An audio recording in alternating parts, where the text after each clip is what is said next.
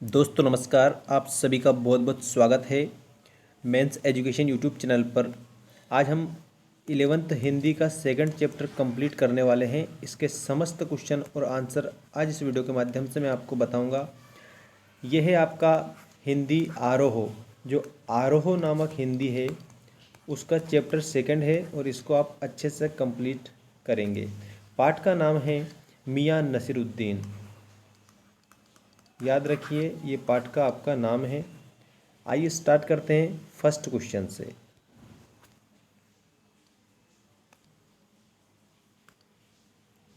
देखिए इसमें जो आपको फर्स्ट क्वेश्चन दिया है वो आपका इस प्रकार है। मियाँ नसीरुद्दीन को नान बाइयों का मसीहा क्यों कहा गया है। जो मियाँ नसीरुद्दीन हैं उन्हें नान बाइयों का मसीहा कहा गया है। तो इसके पीछे क्या कारण है कि उन्हें नान बाइयों का मसीहा कहा गया है। अब यहाँ पर नान बाई का अर्थ जो है वो किससे लिया जाता है, तो आपको यहाँ पर ध्यान देना है कि यहाँ पर जो नान बाई है वो है रोटी पकाने वाला। जो मियाँ नसीरुद्दीन है ना उसको नान बाई कहा गया था क्योंकि वह रोटी पकाता था। वे साधारण नान बाई नहीं थे, वे एक खानदानी नान बाई थे और अपने पेशे को कला मानते थे। उनका खानदान वर्षों से इस काम में लगा हुआ था। सामान्य नान बाइयाँ सिर्फ रोटी बनाते थे, परंतु जो मियाँ नसीरुद्दीन है उसको 56 प्रकार की रोटियां बनाना आती थी। उनके पास बात करने का अंदाज महान लोगों जैसा था। वह अन्य नान भाइयों में स्वयं को सर्वश्रेष्ठ बताते थे, इसलिए उन्हें नान भाइयों का मसीहा कहा जाता है। तो ये फर्स्ट वाला जो आपका क्वेश्चन है ये भी आपका कंप्लीट हो गया है। इसके बाद में सेकंड क्वेश्चन आप ये देखिए, लेखिका मियाँ नसीरुद्दीन के पास क्यों गई थी। लेखिका मियाँ नसीरुद्दीन के पास में क्यों गई थी, तो आपको यहाँ पर ध्यान देना है। लेखिका मियाँ नसीरुद्दीन के पास एक पत्रकार के पद से गई थी, मतलब एक पत्रकार की हैसियत से गई थी। लेखिका नानबाई की रोटी बनाने की कला की जानकारी प्रकाशित करना चाहती थी, जिससे लोग उनकी रोटी बनाने की कला को जाने तथा अन्य लोगों को बात बता सके कि वो 56 तरह की रोटियां बनाने में माहिर थे। ये आपका सेकंड क्वेश्चन कंप्लीट होता है। देखिए इसके बाद में आपका क्वेश्चन नंबर थर्ड है। बादशाह के नाम का प्रसंग आते ही लेखिका की बातों में मियाँ नसीरुद्दीन की दिलचस्पी क्यों खत्म होने लगी। किसकी बातों में आने में, मतलब कि जो लेखिका है वो कहने में से पूछने लग गई उनसे कि बताइए कौन से बादशाह के यहाँ पर काम करते थे आपके पूर्वज, ऐसा वो कहने लगी थी। तो नसीरुद्दीन की दिलचस्पी इस बात में ख़त्म हुई, क्यों हुई, इसका उत्तर देखिए। देखिए बादशाह का नाम आते ही मियाँ नसीरुद्दीन की दिलचस्पी लेखिका की बातों में ख़त्म होने लगी, क्योंकि वो किसी बादशाह का नाम तक नहीं जानते थे।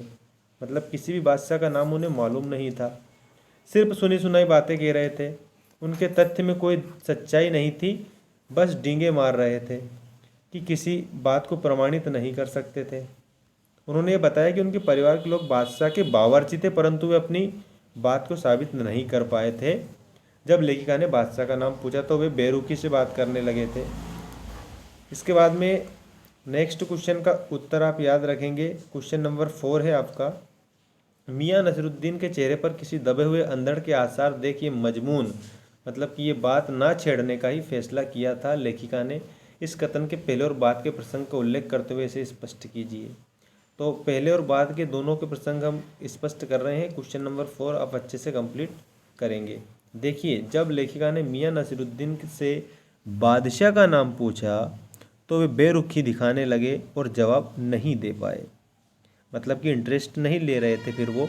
इसके बाद लेखिका ने बहादुर शाह जफ़र का नाम लिया तो उन्होंने कहा कि उन्हीं का नाम लिखा दीजिए, मतलब ऐसे को कहने लग गया। मियाँ नसीरुद्दीन सही जवाब नहीं दे पाने के कारण परेशान हो गए और चिढ़ने लगे, इसलिए उसे नज़रअंदाज करने के लिए अपने कारीगर बब्बन मियाँ को भट्टी सुलगाने का उन्होंने आदेश दे दिया था। अब इसके बाद में लेखिका ने उनसे पूछा कि कारीगर लोग क्या आपकी शागिर्दी करते हैं, मतलब कि आपकी बात मानते हैं। तो मियाँ नसीरुद्दीन नाराज़ हो गए और बोले कि सिर्फ शागिर्दी नहीं करते हैं, मैं उन्हें 2 मन आटा और 4 रुपये मन मैदा के हिसाब से गिन गिन के मजदूरी देता हूँ, ऐसा उन्होंने बोला था। इसके बाद में लेखिका ने उनसे कुछ रोटियों के नाम पूछे तो मियाँ नसीरुद्दीन ने पल्ला झाड़ने के लिए कुछ रोटियों के नाम गिना दिए।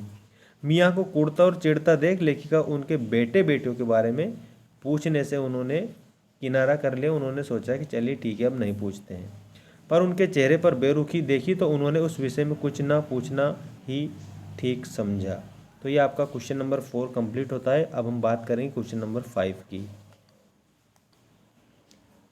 ये लास्ट क्वेश्चन है आपका, आप ध्यान रखिएगा कि पाठ में मियाँ नसीरुद्दीन का शब्दचित्र लेखिका ने कैसे खींचा है।